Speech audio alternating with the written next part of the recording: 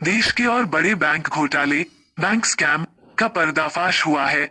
यह घोटाला 34,000 करोड़ रुपयों से भी ज्यादा का है। सीबीआई ने इस मामले में घोटाला करने वाली कंपनी दीवान हाउसिंग फाइनेंस लिमिटेड DHFL और उसके सहयोगियों पर विभिन्न आपराधिक धाराओं क्रिमिनल सेक्शंस के तहत मुकदमा दर्ज कर आज देश भर में 1 दर्जन से ज्यादा जगहों पर छापेमारी की। छापेमारी के दौरान अनेक आपत्तिजनक, ऑब्जेक्शनल और महत्वपूर्ण दस्तावेज और इलेक्ट्रॉनिक डिवाइस बरामद किए गए हैं। देर शाम तक छापेमारी का दौर जारी था। इसके पहले सबसे बड़े घोटाले के तौर पर 22,000 करोड़ का बैंक घोटाला सामने आया था। सीबीआई प्रवक्ता RC जोशी के मुताबिक सीबीआई को इस मामले में यूनियन बैंक ऑफ इंडिया के deputy general manager Vipin Kumar Shukla ने लिखित शिकायत दी थी। इस शिकायत में कहा गया था कि दीवान हाउसिंग फाइनेंस कॉर्पोरेशन लिमिटेड और उसकी सहयोगी कंपनियों और सहयोगियों ने 17 बैंकों के समूह का नेतृत्व कर रहे यूनियन बैंक ऑफ इंडिया को 34,615 करोड़ रुपए का चूना लगाया है।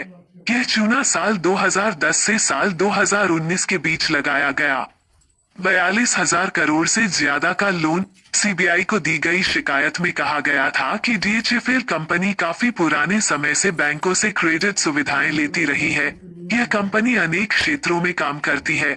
इस कंपनी ने 17 बैंकों के समूह से, जिसमें bank of Baroda, central bank of India, bank of Maharashtra, IDBI, UCO bank, Indian overseas bank, Punjab and Sindh bank, state bank of India जैसे बैंकों से दिल्ली, मुंबई, अहमदाबाद, कोलकाता, कोचीन आदि जगहों पर क्रेडिट सुविधा ली। आरोप है कि इस कंपनी ने बैंकों से कुल 42,000 करोड़ से ज्यादा का लोन लिया, लेकिन उसमें से 34,615,000 करोड़ रुपए का लोन वापस नहीं किया। साथ ही उनका एक खाता 31 जुलाई 2020 को NPA हो गया। अकाउंट बुक में किया गया फर्जीवाड़ा। आरोप है कि इस कंपनी ने बैंक से जिस काम का पैसा लिया था उस काम में नहीं लगाया। जो फंड बैंकों से लिया जाता था वो 1 महीने के थोड़े समय के भीतर ही दूसरी कंपनियों में भेज दिया जाता था। जांच के दौरान यह भी पाया गया कि लोन का पैसा सुधाकर शेट्टी नाम की एक शख्स की कंपनियों में भी भेजा गया। साथ ही यह पैसा दूसरी कंपनियों के जॉइंट वेंचर में लगाया गया। यह भी पता चला है कि लोन का पैसा 65 से ज्यादा कंपनियों में भेजा गया। इसके लिए बाकायदा अकाउंट बुक में फर्जीवाड़ा किया गया।